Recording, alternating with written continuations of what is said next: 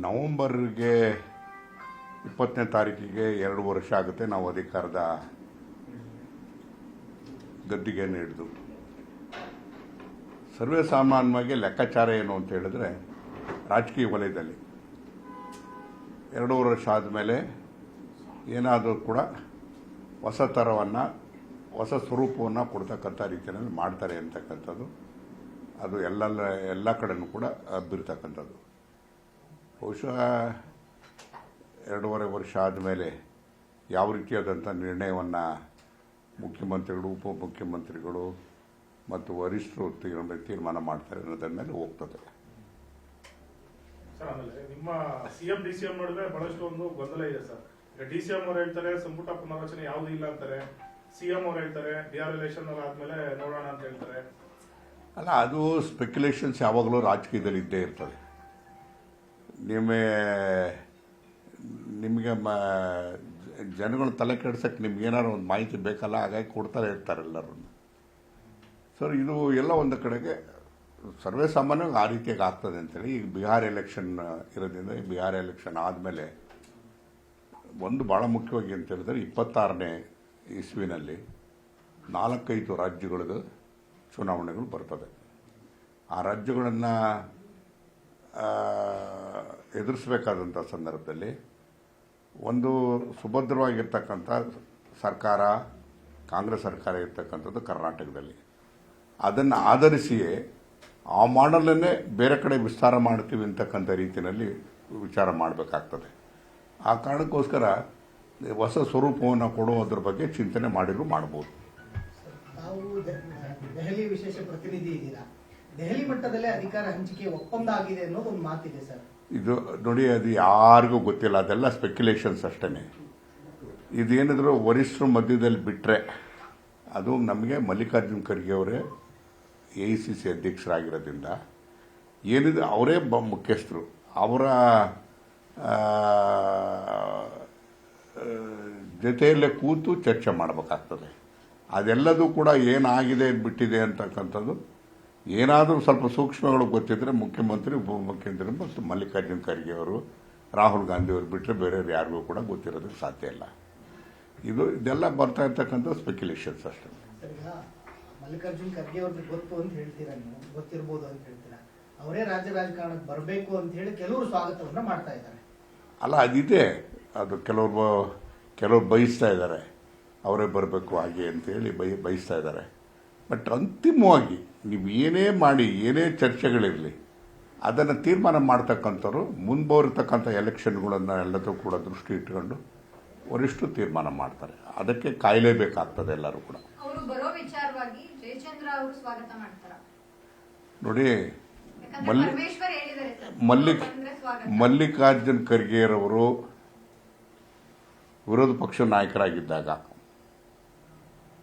ನಾನು ಉಪನಾಯಕನಾಗಿದ್ದೆ 6 ವರ್ಷಗಳ ಕಾಲ. ನಾನು ಅವರು ಮಂತ್ರಿಗಳಾಗಿದ್ದಂಥ ಸಂದರ್ಭದಲ್ಲಿ ನಾನು ಕೂಡ ಅವ್ರ ಜೊತೆಗೆ ಸಹೋದ್ಯೋಗಿಯಾಗಿ, ಮಂತ್ರಿಯಾಗಿ ಕೆಲಸ ಮಾಡಿದ್ದೇನೆ. ಬಹುಶಃ ಒಂದು ವಿಶೇಷವಾದಂಥ ವ್ಯಕ್ತಿತ್ವ ಉಳ್ಳತಕ್ಕಂಥವರು ಮಲ್ಲಿಕಾರ್ಜುನ್ ಖರ್ಗೆ ಅವರು. ಒಂದು ಬಹುಶಃ ನನ್ನ ಅಂಥ ಡೆಪ್ತ್ ಇರ್ತಕ್ಕಂಥದ್ದು ಸಬ್ಜೆಕ್ಟ್ ಬಗ್ಗೆ ಬಹುಶಃ ಮತ್ತೊಬ್ಬ ರಾಜಕಾರಣಿನ ಈ ದೇಶದಲ್ಲಿ ನೋಡೋದಕ್ಕೆ ಸಾಧ್ಯ ಇಲ್ಲ. ಆ ರೀತಿಯಾಗಿರ್ತಕ್ಕಂಥ ವ್ಯಕ್ತಿತ್ವ ಇರ್ತಕ್ಕಂಥವ್ರು. ನಾಳೆ ಅವರು ಬರಬೇಕು ಅಂತೇಳಿ ಕೆಲವರು ಯಾರಾದರೂ ಬಯಸಿದ್ರೆ, ಅವ್ರು ಬಯಸಿ ಬಂದರೆ ಬಹುಶಃ ಅದನ್ನೆಲ್ಲರೂ ಕೂಡ ವರಿಷ್ಠರು ಕೂಡ ಹೋಗ್ತಾರೆ. ವರಿಷ್ಠರು ಅಂದರೆ ಅವರೇನೆ, ಅವ್ರ ತೀರ್ಮಾನ ಏನಿದೆ ಅಂತಕ್ಕಂಥದ್ದನ್ನು ಅವರಿಗೆ ಬಿಟ್ಟಿರ್ತಕ್ಕಂಥ ವಿಚಾರ. ಈಗ ಸದ್ಯಕ್ಕೆ ಸಂಪುಟದಲ್ಲಿರ್ತಕ್ಕಂಥ ಹಿರಿಯ ಸಚಿವರುಗಳನ್ನ ಪಕ್ಷ ಸಂಘಟನೆಗೆ ಬಳಸ್ಕೊಳ್ಬೇಕು, ಸಚಿವ ಸ್ಥಾನ ಸಿಗಲಾರದವರಿಗೆ ಅವಕಾಶವನ್ನು ಮಾಡಿಕೊಡ್ಬೇಕು ಅನ್ನೋ ಒಂದು ಒತ್ತಾಯ ಬಹಳಷ್ಟು ಜೋರಾಗಿ ಕೇಳ್ತಾ ಇರುವಂಥದ್ದು ಸರ್. ಇದು ಕಾರಣ ಏನಂತ ಹೇಳಿದ್ರೆ, ನಾನು ಈಗಾಗಲೇ ಹೇಳಿದ್ರೆ ರೀತಿಯಲ್ಲಿ ಮುಂದಿನ ವರ್ಷ 5-6 ರಾಜ್ಯದ ಚುನಾವಣೆಗಳು ಬರಬೇಕಾದಾಗ ನಮ್ಮ ಪಕ್ಷದಲ್ಲಿ ನಡೀತಕ್ಕಂಥ ನಡವಳಿಕೆಗಳು ಅವರಿಗೆ ಮಾರ್ಗದರ್ಶನ ಆಗಬೇಕು. ಆ ರೀತಿ ಆಗಬೇಕಾದಾಗ ಎಲ್ಲೋ ಥರಗೆ ಒಂದು ಹೊಸ ಸ್ವರೂಪವನ್ನು, ಹೊಸತನವನ್ನು ತೋರ್ತಕ್ಕಂಥ ರೀತಿಯಲ್ಲಿ ಆಗಬೇಕಾಗುತ್ತೆ ಅಂತಕ್ಕಂಥದ್ದು ಕೆಲವರ ಅಭಿಪ್ರಾಯನೂ ಕೂಡ ಇದೆ. ಬಹುಶಃ ಅದನ್ನು ನಾನು ಒಪ್ತೇನೆ. ಈ ಗುಜರಾತ್ ಮಾಡೆಲ್ ತರ ಸಂಪುಟ ಪುನರ್ರಚನೆ ಆಗ್ಬೇಕು ಅಂತಾರ ಸರ್? ಗುಜರಾತ್ ಮಾಡಲ್ ಅಂತ ಅಲ್ಲ, ಕರ್ನಾಟಕ ಮಾಡಲ್. ಕರ್ನಾಟಕ ಮಾಡಲ್ ಅದನ್ನು ನಾನೇನೇ ನೀವೇನೇ ಹೇಳಿದ್ರು ಕೂಡ ನಮ್ಮಲ್ಲಿ ಒಂದಿದೆ, 140 ಜನ ಶಾಸಕರಿದ್ದರೂ ಕೂಡ ಸ್ವತಂತ್ರವಾಗಿ ಯಾರೂ ಕೂಡ ಅಭಿಪ್ರಾಯವನ್ನು ವ್ಯಕ್ತಪಡಿಸೋಕ್ಕಾಗೋದಿಲ್ಲ.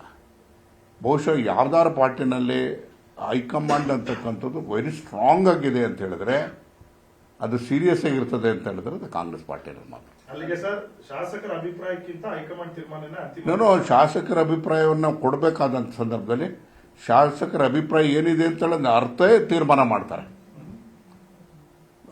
ಅದೇನು ಹೈಕಮಾಂಡ್ಗೂ ಶಾಸಕರಿಗೆ ಅಂತರ ಇಲ್ಲ. ಅಲ್ಲಿ ಯಾವತ್ತೂ ಕೂಡ ನಮ್ಮ ಜೊತೆಲಿ ಇರ್ತಾರೆ, ನಮ್ಮ ಭಾವನೆಗಳೇನಿದೆ ಅಂತಕ್ಕಂಥದ್ದು ಅರ್ಥ ಮಾಡ್ಕೊತಾರೆ.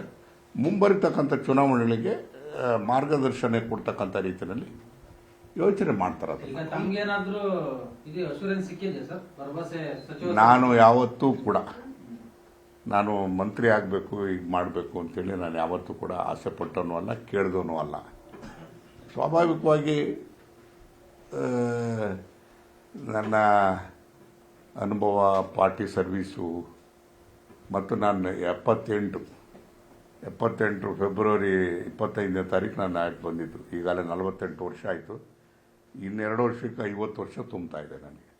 ಒಂದೇ ಮನೆ, ಬೇರೆ ಮನೆಗೆ ಹೋಗಲಿಲ್ಲ. ಒಂದೇ ಮನೆ ಅಂದರೆ ಲೋಯರ್ ಹೌಸ್, ಅದು ಬಿಟ್ಟರೆ ಬೇರೆ ಕಡೆಗೆ ಯೋಚನೆ ಮಾಡಲೇ ಇಲ್ಲ. 10 ಚುನಾವಣೆಗಳನ್ನ ನೋಡಿದ್ದೀನಿ, ಅದರಲ್ಲಿ 3 ಸೋತಿದ್ದೀನಿ, 7 ಗೆದ್ದಿದ್ದೀನಿ. ಅದು ಹೆಚ್ಚು ಸುಮಾರು 30-35 ವರ್ಷ ನಾನು ಕೂಡ ರಾಜಕಾರಣದಲ್ಲಿ ಇರ್ತಕ್ಕಂಥದ್ದು. ನಾನು ಹಿಂದೆ ಮಂತ್ರಿ ಆಗಿದ್ನಲ್ಲ, ಅರ್ಹತೆ ಇಲ್ದಿದ್ರೆ ಆಗ್ತಿದ್ನ.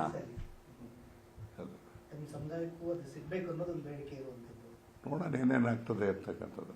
ವರಿಷ್ಠ ಈ ಬಣ ಬಡಿದಾಟ ನಡುವೆ ಸಿಎಂ ಡಿಸಿಎಂ ಅಗ್ಗಜಗ್ಗಾಟದ ನಡುವೆ ತಮ್ಗೆ ಯಾವ ಇದರಲ್ಲಿ ಕ್ಲೈಮ್ ಮಾಡ್ಕೊಂತೀರಾ ಅಂತ ಮಿನಿಸ್ಟರ್ ಸೀಟು? ಹಗ್ಗ ಜಗ್ಗಾಟ ಅಂತ ಎಲ್ಲಿದೆ ಅದು?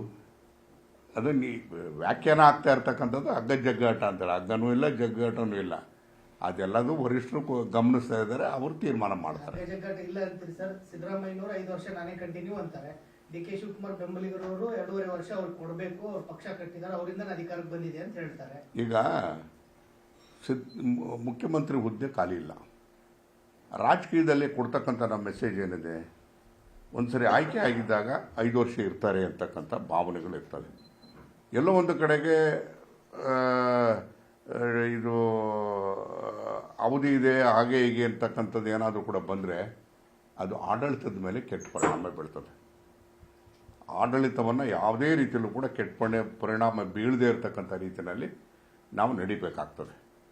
ಅಂಥ ಅವಶ್ಯಕತೆ ಬಂದಂಥ ಸಂದರ್ಭದಲ್ಲಿ ವರಿಷ್ಠರು ತೀರ್ಮಾನ ಮಾಡ್ತಾರೆ.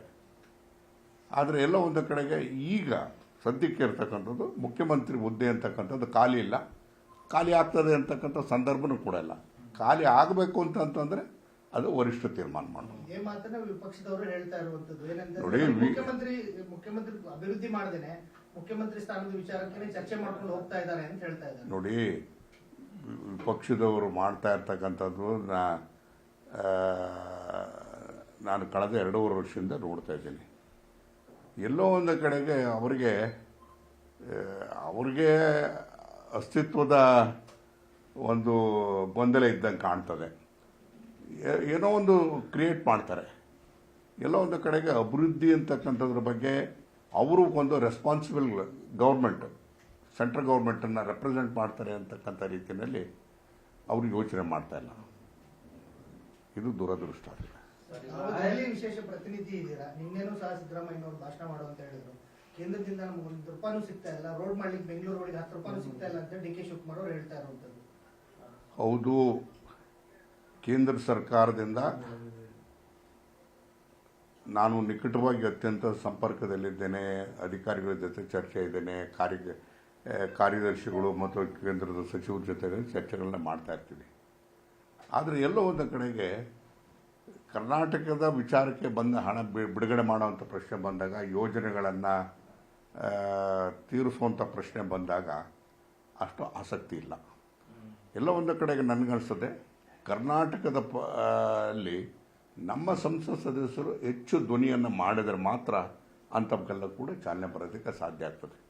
ನಮ್ಮಲ್ಲಿ ಕರ್ನಾಟಕದ ಬಗ್ಗೆ ಯಾವುದೇ ಯೋಜನೆ ಬಗ್ಗೆ ಇವತ್ತು ಪಾರ್ಲಿಮೆಂಟಲ್ಲಿ ಎಲ್ಲೂ ಕೂಡ ಚರ್ಚೆ ಆದಂಥದ್ದು ನಾವು ಕಾಣ್ತಾ ಇಲ್ಲ. ನಾನು ಒಂದೇ ಒಂದು ಉದಾಹರಣೆ ಹೇಳ್ತೇನೆ. ಕರ್ನಾಟಕಕ್ಕೆ ಭಾಳ ಮುಖ್ಯವಾಗಿರ್ತಕ್ಕಂಥದ್ದು ಅಂತ ಹೇಳಿದ್ರೆ ನಮಗೆ ನೀರಿನ ಸಮಸ್ಯೆ. ನೀರಿನ ಸಮಸ್ಯೆ ಅಂತ ಹೇಳಿದ್ರೆ ನಮ್ಮಲ್ಲಿರ್ತಕ್ಕಂಥ ದೊಡ್ಡ ಯೋಜನೆಗಳು, ನಾವು ಅಪ್ಪರ್ ರೈಪೇರಿಯನ್ ರಾಜ್ಯ ಅಂದರೆ ಮೇಲ್ಭಾಗದಲ್ಲಿ ಇರ್ತಕ್ಕಂಥದ್ದು, ಕೆಳಭಾಗದಲ್ಲಿ ಬರ್ತಕ್ಕಂಥದ್ದು ಅದು ತಮಿಳ್ನಾಡು ಇರ್ಬೋದು, ಪಾಂಡಿಚೇರಿ ಇರ್ಬೋದು, ಆಂಧ್ರ ಪ್ರದೇಶ ಇರ್ಬೋದು. ನಮ್ಮಿಂದ ಬಂದಂಥ ನೀರು ಅಲ್ಲಿ ಹರಿದು ಹೋಗ್ತದೆ. ಸೊ ಹಾಗಾಗಿ ನಮಗೆ ಅಪ್ಪರ್ ರೈಪೇರಿಯನ್ ಅಂತ ಪದೇ ಪದೇ ನಾವು ಹೇಳಬೇಕಾಗತ್ತೆ. ಅದಕ್ಕೆ ನಿರ್ದಿಷ್ಟವಾಗಿರ್ತಕ್ಕಂಥ ಕಾರ್ಯಯೋಜನೆಗಳು ಇದ್ದಾಗ ಮಾತ್ರ ನಮ್ಮ ಯೋಜನೆಗಳನ್ನು ಪೂರೈಸೋದಕ್ಕೆ ಸಾಧ್ಯ ಆಗ್ತದೆ. ನಮಗೆ ಒಂದು ಏನಾಗಿದೆ ಅಂದರೆ ನಮ್ಮಲ್ಲಿ ಇರ್ತಕ್ಕಂಥ ಎಲ್ಲ ಕೇಸಸ್ಸು ಕೂಡ ಮೇಕೆದಾಟು ಇರ್ಬೋದು,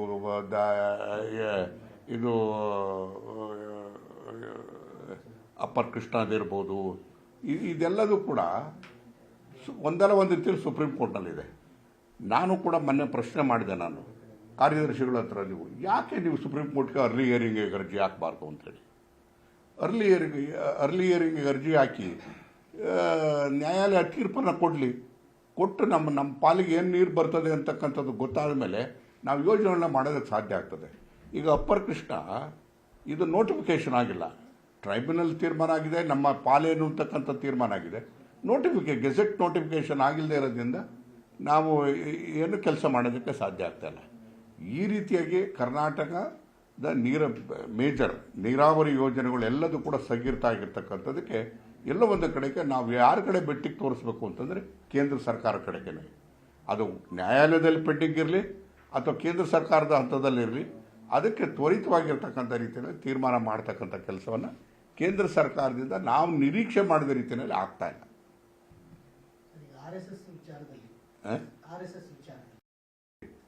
ನಾನು ಅದ್ರ ಬಗ್ಗೆ ವ್ಯಾಖ್ಯಾನ ಮಾಡೋಕ್ಕೆ ಹೋಗೋದಿಲ್ಲ. ಈಗಾಗಲೇ ಸಾಕಷ್ಟು ಚರ್ಚೆ ಆಗಿದೆ. ನಾವು ಮುಂದೆ ಗಮನ ಹರಿಸಬೇಕಾಗಿರ್ತಕ್ಕಂಥದ್ದು, ನನ್ನ ವಿರೋಧ ಪಕ್ಷದಲ್ಲಿ ಮತ್ತು ಆಡಳಿತ ಪಕ್ಷದೆಲ್ಲರೂ ಕೂಡ ನಾವು ಅಭಿವೃದ್ಧಿಯ ಬಗ್ಗೆ ಚರ್ಚೆ ಮಾಡೋಣ. ಇಂಥ ಸಣ್ಣ ವಿಚಾರಗಳೆಲ್ಲ ಕೂಡ ದೊಡ್ಡದಾಗಿ ಮಾಡ್ತಕ್ಕಂಥದ್ದು ಅದು ಅವಶ್ಯಕತೆ ಇಲ್ಲ, ಅದು ಬೇಕು ಇಲ್ಲ. ಈಗ ನಾನು ಆರ್ಟಿಫಿಷಿಯಲ್ ಇಂಟೆಲಿಜೆನ್ಸ್ ಅಂದರೆ ಎಲ್ಲಿ, ಅದಕ್ಕೆ ತಾಯಿ ಬೇರು ಅಂತ ಹೇಳಿದ್ರೆ ಆರ್ಟಿಫಿಷಿಯಲ್ ಇಂಟೆಲಿಜೆನ್ಸ್, ಕೃತಕ ಬುದ್ಧಿಮತ್ತೆ ಅಂತ ಏನು ಹೇಳ್ತಾರೆ ಅದಕ್ಕೆ ಮೂಲತಃ ಬೆಂಗಳೂರಿನಲ್ಲಿರ್ತಕ್ಕಂಥ ಅಥವಾ ಕರ್ನಾಟಕದಲ್ಲಿ ಬರ್ತಕ್ಕಂಥ ಸ್ಟಾರ್ಟಪ್ಸ್ ಇರೋವಷ್ಟು ಇನ್ನೆಲ್ಲೂ ಇಲ್ಲ. ಆದರೆ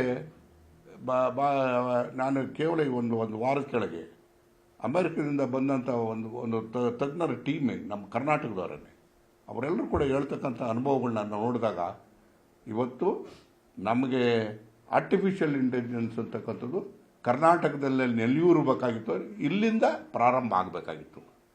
ಆದರೆ ನಮ್ಮ ದುರದೃಷ್ಟ ಗೂಗಲ್ ಏನಾಯಿತು, ಗೂಗಲಲ್ಲಿ ಇವತ್ತು ಎಲ್ಲಿಗೆ ಹೋಯ್ತು, ಅದು ವೈಜಾಗ್ಗೆ ಹೋಯ್ತು.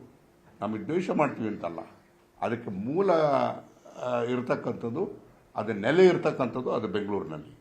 ಅದೆಲ್ಲ ಒಂದು ಕಡೆಗೆ 1,30,000 ಕೋಟಿಯಷ್ಟು ಹಣ ಅದು ಹೊರ ರಾಜ್ಯಕ್ಕೆ ಹೋಯಿತು. ಅದಕ್ಕೆ ಯಾರು ಜವಾಬ್ದಾರರು ಅಂತ ಹೇಳಿದ್ರೆ ಎಲ್ಲರೂ ಜವಾಬ್ದಾರರಾಗ್ತದೆ. ಆಡಳಿತ ಪಕ್ಷದ ಜವಾಬ್ದಾರಿಕೆಯೂ ಕೂಡ ಇದೆ, ವಿರೋಧ ಪಕ್ಷದ ಜವಾಬ್ದಾರಿನೂ ಕೂಡ ಇದೆ. ಎಲ್ಲ ಒಂದು ಕಡೆಗೆ ಕೇಂದ್ರ ಸರ್ಕಾರದ ಹಸ್ತಕ್ಷೇಪ ಇಲ್ಲ ಅಂತಕ್ಕಂಥದ್ದಿಲ್ಲ. ಅವರು ಕರ್ನಾಟಕದ ಬಗ್ಗೆ ತೋರಿರ್ತಕ್ಕಂಥ ಆ ಧೋರಣೆ ಏನು ಅಂತಕ್ಕಂಥದ್ದು ಅರ್ಥ ಆಗ್ತದೆ. ಬಹುಶಃ ಇಂಥ ವಿಚಾರದಲ್ಲಿ ಹೆಚ್ಚು ಗಮನ ಕೊಡ್ತಕ್ಕಂಥದ್ದು ಅವಶ್ಯಕತೆ ಇದೆ.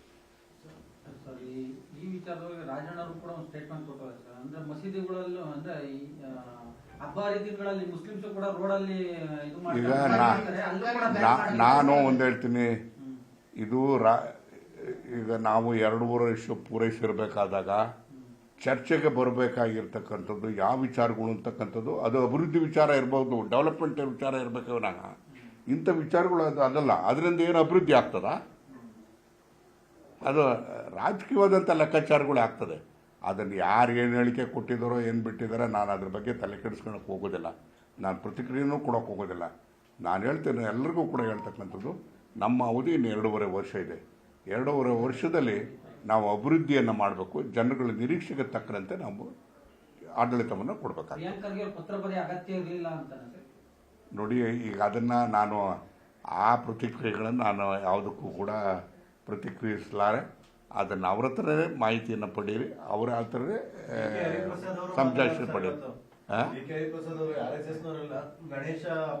ನೋಡಿ, ಈಗ ನಮಗೆ RSS ಇನ್ನೊಂದು ಅನ್ನೋದಕ್ಕಿಂತ ಹೆಚ್ಚಾಗಿ ನಮಗೆ development agenda is very important. ಅಭಿವೃದ್ಧಿಯೇ ಮಾನದಂಡ ಆಗಬೇಕು, ಅಭಿವೃದ್ಧಿಯೇ ಕಾರ್ಯಸೂಚಿ ಆಗಬೇಕು, ಅಭಿವೃದ್ಧಿ ಕಡೆಗೆ ನಮ್ಮ ಗಮನ ಇರಬೇಕು. ಅದಕ್ಕೆ ನಾವೆಲ್ಲ ರೀತಿಯಲ್ಲೂ ಕೂಡ ಕೇಂದ್ರ ಸರ್ಕಾರದ ಮನಸ್ಸನ್ನು ಸೆಳೆಯುವಂಥ ರೀತಿಯಲ್ಲಿ ಮಾಡಬೇಕಾದಾಗ ವಿರೋಧ ಪಕ್ಷದವರು ಅತಿ ಹೆಚ್ಚಿನದಾಗಿ ಗಮನವನ್ನು ಸೆಳೆಯುವಂಥ ಕೆಲಸವನ್ನು ಮಾಡಬೇಕಾಗ್ತದೆ.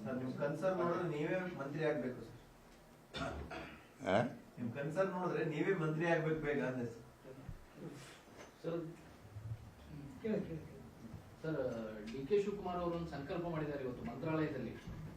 ಹಿಂದೆ 2023ರಲ್ಲಿ ಸಂಕಲ್ಪ ಮಾಡಿದ್ದಕ್ಕೆ ಸರ್ಕಾರ ಬಂತು, ಈಗಲೂ ಒಂದು ಸಂಕಲ್ಪ ಮಾಡಿದ್ದೀನಿ ಅಂತ, ಮುಖ್ಯಮಂತ್ರಿ ಆಗ್ಬೇಕು ಅನ್ನೋ ಸಂಕಲ್ಪ. ನೋಡಿ, ಅದನ್ನು ನಾನು ಯಾವುದೇ ಪ್ರತಿಕ್ರಿಯೆ ಕೊಡಕ್ಕೆ ಹೋಗೋದಿಲ್ಲ, ಅವರವರು ವೈಯಕ್ತಿಕವಾದ ವಿಚಾರ. ನಾನು ಕೂಡ ಮುಜರಾಯಿ ಮಿನಿಸ್ಟರ್ ಆಗಿದ್ದನು. 34,000 ದೇವಸ್ಥಾನಗಳು ನಮ್ಮ ವ್ಯಾಪ್ತಿಯಲ್ಲಿ ಬರ್ತಿದ್ವು. ದೇವರು ಅಂತಕ್ಕಂಥದ್ದು ಮನುಷ್ಯರ ಸೃಷ್ಟಿ, ಅದು ನಂಬಿಕೆ. ದೇವರಿಗೋಸ್ಕರ ಅದನ್ನು ಅವರವರ ವಿವೇಚನೆಗೆ ತಕ್ಕನಾಗಿ ಅವರು ಭಾವಿಸ್ತಾರೆ. ಸಿಎಂ ಆಗೋದಕ್ಕೆ ಸಂಕಲ್ಪ ಮಾಡ್ತಿದ್ದಾರೆ, ಇನ್ನು ಕೆಲವರು ಮಂತ್ರಿ ಆಗೋದಕ್ಕೆ ದೇವಸ್ಥಾನಗಳು ಸುತ್ತಾ ಇದ್ದಾರೆ ಕೆಲವರು ಅಂತ. ತಾವು ಇಲ್ಲ ಮನೇಲಿ ಕೂತ್ರೆ ಆಗುತ್ತೆ? ನಾನು ಯಾವ ದೇವಸ್ಥಾನಗಳಿಗೂ ಹೋಗೋದಿಲ್ಲ. ನನಗೆ ದೇವಸ್ಥಾನ ಏನೋ ಯಾವುದಪ್ಪ ಅಂತಂದರೆ ತುಮಕೂರು ಜಿಲ್ಲೆ ಸಿರಾ ಕ್ಷೇತ್ರ ಮತ್ತು ಜನರಿಗಿನ್ನ ದೊಡ್ಡ ದೇವರು ಯಾವುದೂ ಇಲ್ಲ. ದೈವ ಅನುಗ್ರಹ ಮುಖ್ಯನೋ ಹೈಕಮಾಂಡ್ ಅನುಗ್ರಹ ಮುಖ್ಯನೋ ಸರ್? ಈತ ಪ್ರಶ್ನೆಗಳಿಗೆ ಉತ್ತರ ಕೊಡೋದು ಕಷ್ಟ ಆಗುತ್ತೆ.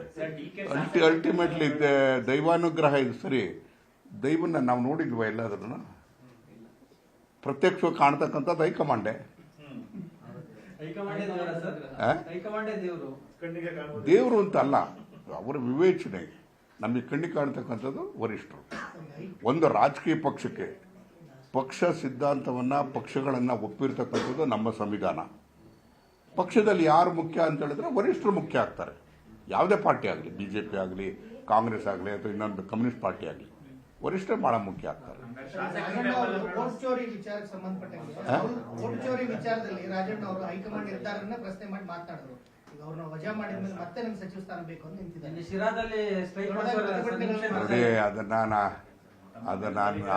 ನನ್ನ ಯಾವುದೇ ಪ್ರತಿಕ್ರಿಯೆ ಇಲ್ಲ. ಯಾರೇನೇ ಒತ್ತಾಯ ಮಾಡಲಿ, ಈ ಪಕ್ಷದ ವರಿಷ್ಠರಿದ್ದಾರೆ, ಮುಖ್ಯಮಂತ್ರಿಗಳಿದ್ದಾರೆ, ಕಾಂಗ್ರೆಸ್ ಅಧ್ಯಕ್ಷರಿದ್ದಾರೆ, ಅದೆಲ್ಲದೂ ಕೂಡ ಗಮನಿಸ್ತಾರೆ. ಇನ್ನೊಂದು ಮಾತು ಹೇಳಿದ್ರೆ, ಪರಮೇಶ್ವರ್ ಬರೀ ಮೀಸಲು ಕ್ಷೇತ್ರ ಯಾಕೆ ನಿಂತ್ಕೊಬೇಕು, ತ್ಯಾಗ ಮಾಡ್ಲಿ, ಇನ್ನೊಬ್ಬ ದಲಿತರಿಗೆ ಅನುಕೂಲ ಮಾಡ್ಕೊಡ್ಲಿ ಅಂತ ಅದು ಅವ್ರ ಅಭಿಪ್ರಾಯ ಆಗ್ತದೆ. ಸಚಿವ ಸ್ಥಾನ ಕಳ್ಕೊಂಡಾದ್ಮೇಲೆ ಯಾಕಪ್ಪ ಒಂದು ರೀತಿ ತುಂಬಾ ಅಸಮಾಧಾನ ಆಗಿದ್ದಾರೆ. ನನಗೆ ಸಿಕ್ಕಿದಾಗ ನನಗೇನು ಆ ರೀತಿಯಾಗಿ ಅನುಮಾನ ಕಾಣಲಿಲ್ಲ. ನಾನು ರಾಜಣ್ಣ ಸಿಕ್ಕಿದ್ರು ನಾನು ಮಾತಾಡಿದ್ದೀನಿ, ಏನು ಆ ಥರದ ಅನುಮಾನಗಳೇನಿಲ್ಲ.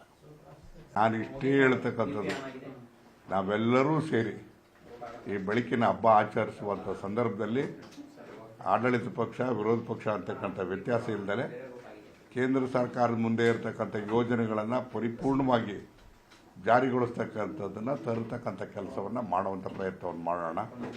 ಇವತ್ತು ಈ ಹಬ್ಬದ ವಿಶೇಷ ಹಿನ್ನೆಲೆಯಲ್ಲಿ